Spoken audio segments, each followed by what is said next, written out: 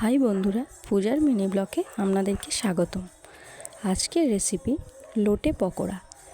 এই লোটে পকোড়া বানানোর জন্য আমি নিয়ে নিয়েছি কিছু টুকরো করা লোটে মাছ, আর নিয়েছি লঙ্কার গুঁড়ো, হলুদ গুঁড়ো, কর্নফ্লাওয়ার, নুন ও আদা, রসুন, কাঁচা লঙ্কা একসাথে বেটে নিয়েছি। আর নিয়েছি কিছু পরিমাণে বেসন।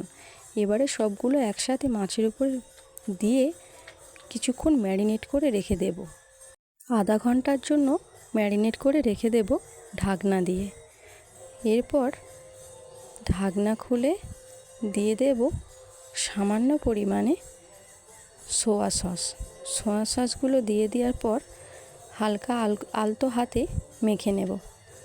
এরপর কড়াইতে তেল গরম করে তেলটা গরম হয়ে যেতেই